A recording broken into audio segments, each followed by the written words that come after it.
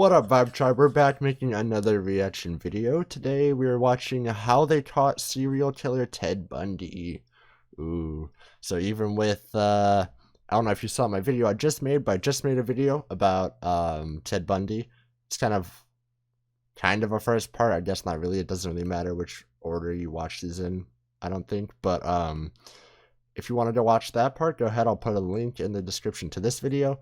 And yeah, I'm excited to just see how they caught him, because in the last video I had mentioned, of course, they said that this was starting in the 70s, so equipment was a little bit, lacking compared to nowadays. We didn't know as much about catching criminals, murderers, etc. So I am actually interested to see how they caught them, because, seeing all the things that he did was pretty disheartening, but of course, if there's any moral to the story, they caught him eventually. So let's figure out how they do that. I've already rambled long enough. No one likes a long intro, so we're gonna hop in. I'll give you more information about me after the video if you're interested in that.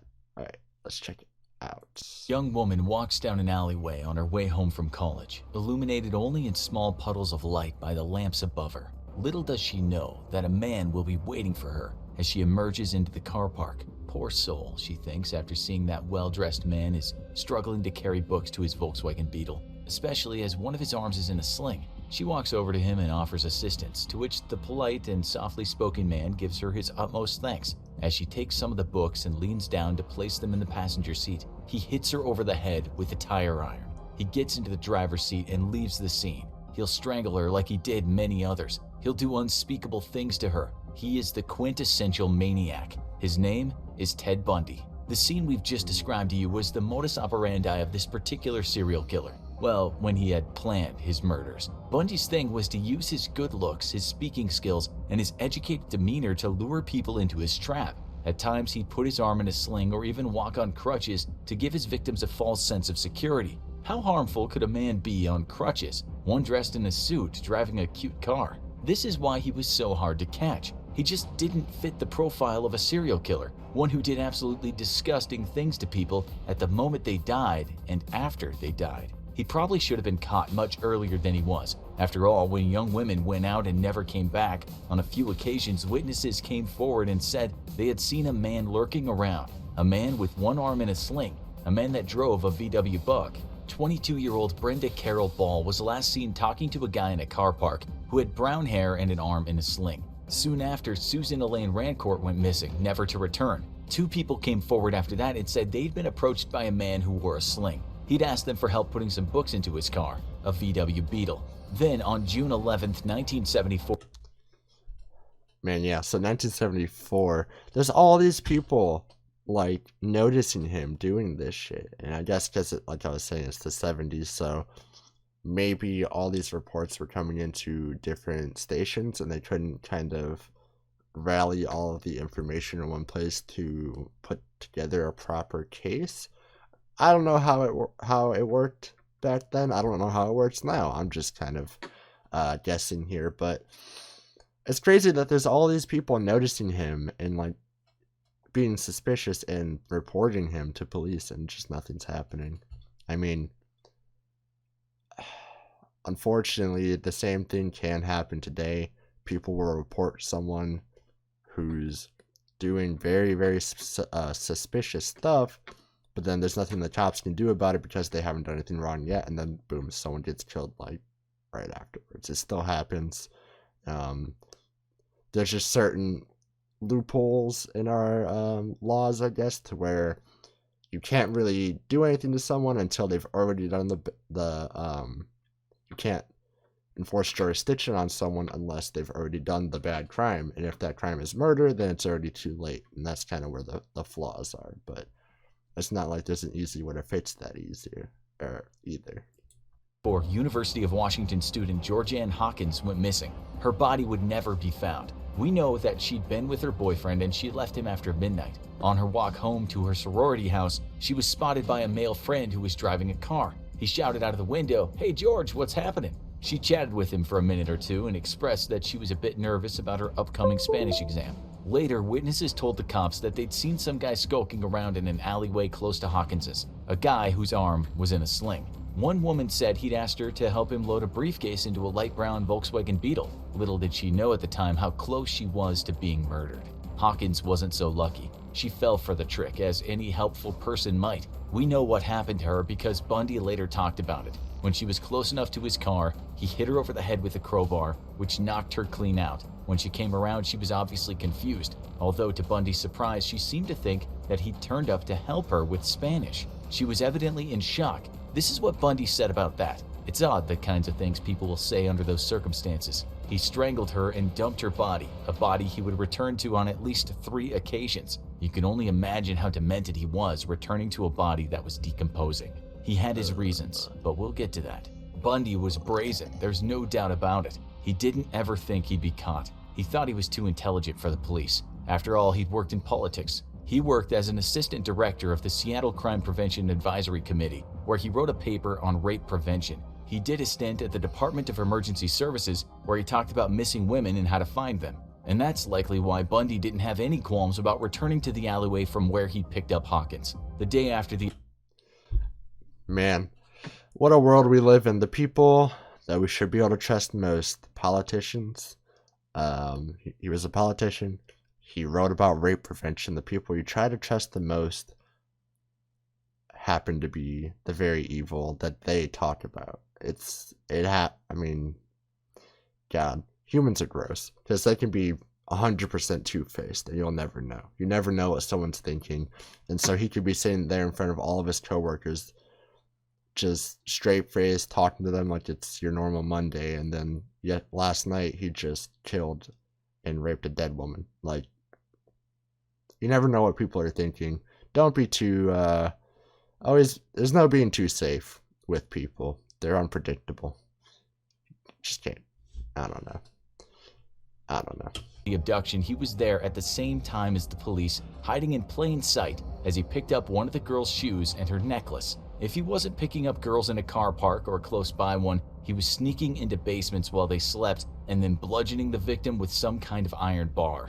Bundy was like the boogeyman, a serial killer that crawled through windows and viciously attacked people while they were at their most vulnerable. But he was also a con artist. He played confidence tricks and he was very good at it. Investigators knew that when girls went missing, at times a man was seen with an arm in a sling, a man that owned a VW Beetle. Surely Bundy was easy prey after that. How many VW Beetles were there in those areas when the abduction happened? Areas dotted around the Pacific Northwest. The reality was Bundy's reign of terror was only in the early stages. The public and police were worried, that's for sure. Young folks stopped hitching rides, and many became fearful of talking to strangers or leaving their windows open at night. Those with most to fear were young white women. Bundy's victims were almost always in their late teens or early 20s. They were Caucasian, and most of them were attractive. They studied at university and were said to be intelligent and gifted students. Another thing was the fact that each girl disappeared at a college where construction work was going on. Could the disappearances be linked? Wondered investigators. They just didn't know. They had very little forensic evidence to work with, and there were no bodies. That didn't mean the cops thought the girls had just taken off someplace. Nothing about their personalities and state of mind suggested that. Only weeks after Hawkins went missing, 2 women were abducted in broad daylight at Lake Sammamish State Park, not far from the city of Seattle. Bundy had first approached 5 women in the park, and in what they later described as a Canadian or British accent, the man introduced himself as Ted. Ted, dressed in a pressed white tennis outfit with one arm... He told them his real name? And they still didn't find him right away? God damn. ...arm in a sling, politely asked them if they could help him unload a sailboat from his bronze-colored Volkswagen Beetle. 4 of them said no, but 1 followed him to his car. Thankfully, she ran away when she became aware that there was no sailboat. That day, Bundy managed to enlist 1 woman for help, and he later abducted another close to a restroom. Both would die. Did he kill one in front of the other? He once said that that was true, but close to his execution date, he recanted that terribly bleak detail. This is not a story about his crimes, though. What we want to know is how the hell did the police not get closer to Bundy, seeing as he was using the same car and the same sling trick, and so the same modus operandi? He even told the girls that escaped that he was named Ted. What more did the cops need? Exactly. A written confession? They were closer, but still a long way from getting him. They at least now had good description of this Ted guy, and it did quite look like him. In no time at all, this sketch appeared in many newspapers and was shown on TV. Remember that we said Bundy worked at the Department of Emergency Services?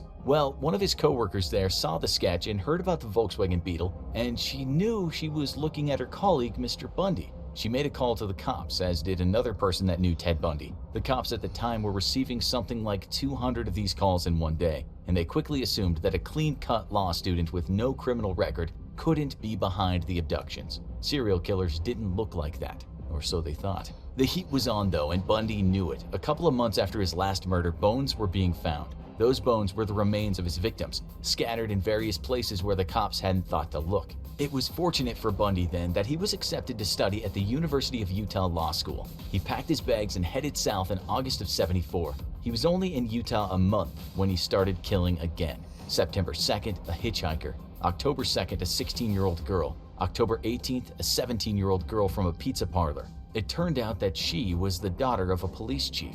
After her decomposing body was found on a hiking trail, the post-mortem exam revealed that Bundy had kept her alive for perhaps 7 days. Each had been subjected to the most brutal depravity, although Bundy admitted years later that after he killed them, he shampooed their hair and applied makeup to their faces, keeping them in a state that he liked. He wanted the physical possession of the remains, and he wanted to do what he wanted to them. He sometimes chopped them, sometimes kept heads in his apartment, and he dressed them in the way he wanted them to look. And then he took a photograph. When you work hard to do something right, he once said, you don't want to forget it. More abductions happened, more murders, as well as attempted abductions. The disappearances were reported in the media, and after reading about them, a woman named Elizabeth Klepfer, who dated Bundy back when he was in Washington, put 2 and 2 together. She not only called the King County cops and told them that she thought she had been dating the killer, but she also told the Salt Lake County Sheriff's Office and said the same. She was still talking to Bundy at this point on the telephone, but she didn't say anything about her calls. For her, the sketch looked like Ted Bundy. The car was Bundy's, and so the murders following him around were just too much of a coincidence. Bundy started then killing in Colorado. Things didn't change much. Death by blunt force trauma, sometimes strangulation, bodies dumped, mutilated, sometimes wearing clothes that weren't theirs. 1975 drew to an end and there were more victims, some whose bodies have never been found. 76 turned out to be another bloody year, so how come Washington cops weren't at the very least looking at Bundy? They only did that after they discovered a new toy, a computer and a database. They found that they could input data about the murders and the computer would compare that data to data already in the system. Thousands of names were in that database, but only 26 names matched the crimes. Bundy's was one of them. The problem was connecting the Utah and Colorado murders to the Pacific Northwest murders. At the time, there were no large databases containing all the state's police departments. The fact of the matter was... Okay, so that's kind of how I thought. They just didn't have the connection to each other to piece everything together. So they were all, like I was thinking before, it's kind of like a bunch of different police stations or police networks trying to work independently from each other, because they had no way of getting all that information consolidated into one area. Okay, so the fact that they didn't find him for a long time still, I guess it makes a little more sense, but still, like, he gave his damn name to someone. People are straight up telling you, calling in, telling you it's this one guy, this guy. How are you not gonna, just because he's clean cut, looks like an honest man, there's no way he's a serial killer just because he looks good and looks all professional and up to date? Like, goddamn, bro. I don't know.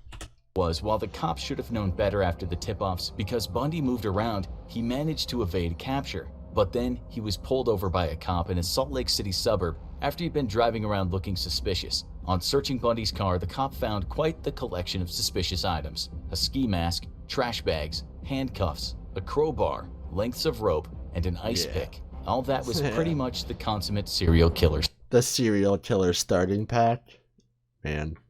That's crazy. Stash. It didn't take long for the cops to understand that they might have a maniac on their hands, and they had the phone call from Bundy's lover in their records, and they had his car description from one of the abductions. Still, after searching his house, the police didn't have enough to keep him. One thing they didn't find that day was a bunch of photographs of his dead victims. Things would have been very different had they discovered those awful snaps. Bundy was on the loose again, but he was being monitored all day long. Some of the cops flew to Seattle to speak to Bundy's lover. She told him that some things just didn't add up, such as why did he keep crutches in his house? And what about that plaster of Paris? Not to mention the surgical gloves, big knives, meat cleaver, and a bag full of women's clothes. Bundy was certainly in a fix now, but he was by no means done. He sold his beloved Beetle, but that was soon sequestered by investigators who gave the interior a good going over. What they found were strands of hair from females, and those females were very likely victims of murder. Police brought Bundy in and put him in a lineup, but they only had enough evidence to possibly put him on trial for aggravated kidnapping and attempted criminal assault. His parents paid his $15,000 bail and off he went, once again, a free man, but under heavy round-the-clock surveillance. He actually lived with his lover again while he was on bail, which should have been a very strange time for her.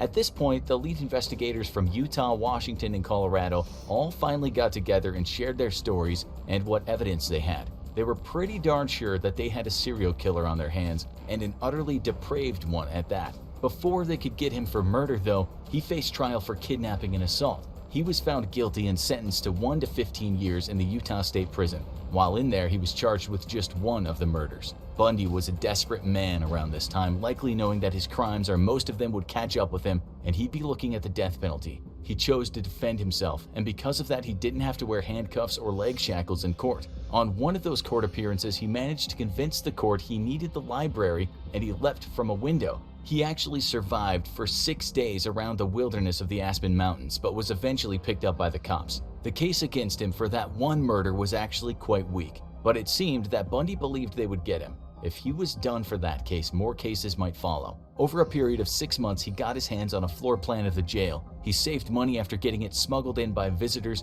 and he also got himself a hacksaw. On December 30th, 1977, Bundy filled his bed with books, so it might look like he was sleeping. He then got through the ceiling and into an apartment. There, he changed into civilian clothes and then he walked out of the jail. He went from Chicago to Atlanta.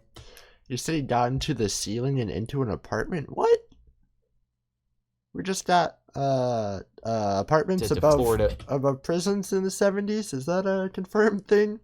That's how he got out? Let me know if that's actually how he got out. That's just weird. Into an apartment? What does that even mean? That's further explanation. Very much appreciated. Thank you. And stolen cars, only stopping to steal certain items or wallets from people. On January 15, 1978, he walked around at night in Florida State University. In the early hours of the morning, he assaulted, bludgeoned, strangled, and bit 3 sleeping women in 3 different rooms, all within about 15 minutes. 2 of them survived but were very badly injured. He left the sorority house and went to an apartment building where he viciously attacked another girl, fracturing her skull and jaw. There, he left behind one of his favorite things, his pantyhose mask. Police also found sperm and hair samples. Bundy later drove to Jacksonville where he abducted and killed a 12-year-old girl. A few days later, he was stopped by a police officer. During questioning, he kicked the man's legs and ran for it. The cop fired warning shots, but Bundy kept running. He was too slow, he was tackled, and in spite of his best efforts, he couldn't get the gun from the cop. Bundy was done for, sat in a car, handcuffed, on his way to certain death. Still, this Florida policeman didn't know who he had in the car. He was not aware that he was carrying one of the USA's most wanted fugitives. He certainly had no idea that the occupant of his vehicle would become known as one of the worst, most vile serial killers of all time.